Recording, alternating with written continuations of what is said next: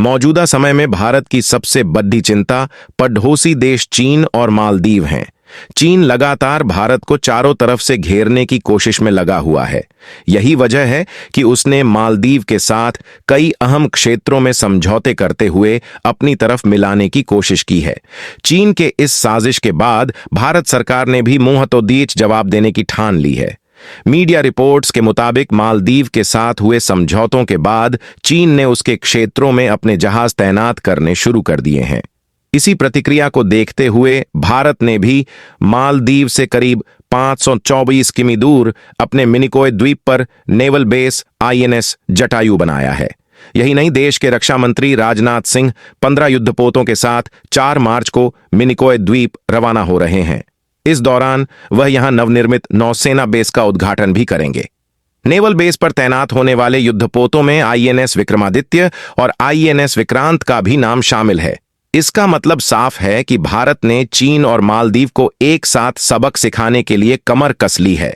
भारतीय नौसेना के जवान युद्धपोतों को गोवा से कर्नाटक फिर कारवार से होते हुए मिनिकॉय द्वीपों की ओर ले जाएंगे। यहां भारतीय कमांडरों का एक सम्मेलन भी होगा। मोहम्मद मुइज्जू की सरकार से पहले भारत और मालदीव के रिश्ते काफी बेहतर हुआ करते थे, लेकिन जब से उनकी पार्टी सत्ता में आई है तब से दोनों देशों के रिश्ते काफी खराब हुए हैं। मुइज्जू चीन समर्थक माने जाते हैं। उन्होंने सत्ता में आते ही सबसे पहले चीन का दौरा किया था। इस दौरान दोनों देशों के बीच कई अहम क्षेत्रों में समझौते भी हुए। 4 ऐसे समझौते हैं जिसे गोपनीय रखा गया है। हाल ही में चीन दौरे से लौटे मालदीव के राष्ट्रपति मोहम्मद मुइज्जू ने बीजिंग के साथ 20 एग्रीमेंट किए। खास बात यह है कि इन सभी एग्रीमेंट्स की शर्तें और बाकी डिटेल्स मालदीव के नागरिकों को नहीं बताई जाएंगी। ये जानकारी मालदीव की न्यूज वेबसाइट अधाधू ने दी है। इसी तरह की सीक्रेट डील्स पाकिस्तान ने भी चीन के साथ की थीं। खास तौर पर चीन पाकिस्तान इकोनॉमिक कॉरिडोर CPE की का तो पूरा प्रोजेक्ट सीक्रेट है। इसके बारे में वर्ल्ड बैंक और इंटरनेशनल मॉनेटरी फंड IMF जानकारी मांग चुके हैं। मुइज्जू को चीन समर्थक माना जाता है। नवंबर 2023 में सत्ता संभालने के बाद उन्होंने भारत के बजाय चीन को तवज्जो दी। पहले विदेश दौरे के लिए मुइज्जू ने भारत के बजाय चीन को चुना। जनवरी में वो बड़े डेलीगेशन के साथ बीजिंग गए। मुइज्जू के इस दौरे पर दोनों देशों के बीच कुल 20 एग्रीमेंट्स या कहें डील्स साइन की गईं। इनमें से 4 फाइनेंस मिनिस्ट्री ने किए हैं। इन पर मालदीव की तरफ से economic development minister Mohammed Saeed ने सिग्नेचर किए। दाधू न्यूज वेबसाइट ने जब इस बारे में फाइनेंस मिनिस्ट्री से जानकारी मांगी तो सरकार ने यह कहते हुए जानकारी देने से इनकार कर दिया कि ये सभी एग्रीमेंट्स या डील्स क्लासिफाइड हैं। आसान भाषा में कहें तो सरकार ने यह कहते हुए जानकारी नहीं दी क्योंकि डील को सीक्रेट रखा जाना तय हुआ है।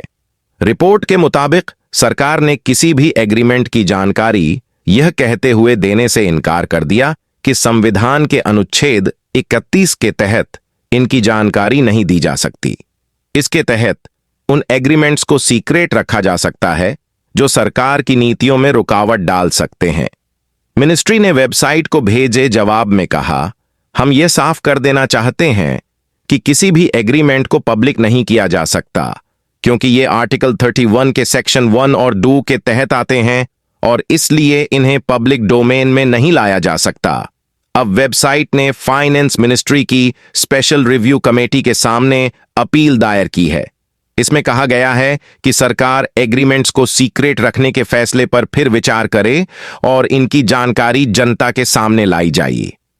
मालदीव की तरह चीन सरकार ने भी जानकारी देने से इनकार कर दिया है। इन समझौतों के बारे में पूछे गए एक सवाल पर चीनी विदेश मंत्रालय के प्रवक्ता माओ निंग ने कहा, अच्छी बात है कि मालदीव के प्रेसिडेंट की चीन यात्रा के बारे में लोग जानना चाहते हैं। इस बारे में हम लिखित बयान जारी कर चुके हैं और इससे ज्यादा जानकारी नहीं दी जा सकती। दरअसल न्यूज एजेंसी AFP ने चीन के विदेश मंत्रालय से मालदीव से हुए एग्रीमेंट्स की जानकारी मांगी थी। इस बारे में हैरान करने वाली एक और बात है। दरअसल मुइज्जू की चीन यात्रा से पहले मालदीव के विदेश मंत्रालय ने साफ तौर पर कहा था कि विजिट के दौरान होने वाले समझौतों की जानकारी मीडिया के साथ शेयर की जाएगी। हालांकि अब तक ऐसा नहीं हो सका है। चीन belt and road initiative BRI के जरिए मालदीव में इंफ्रास्ट्रक्चर के निर्माण में तेजी लाएगा।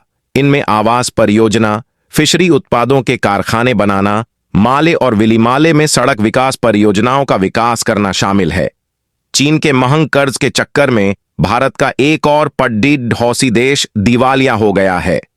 मालदीव ने IMF से ये जानकारी साझा कर बेल आउट की मांग की है। बता दें कि भारत से पंगा लेने के बाद पहले से जूझ रही मालदीव की अर्थव्यवस्था को और भी झटका लगा और बात अब दिवालियेपन तक आ गई है।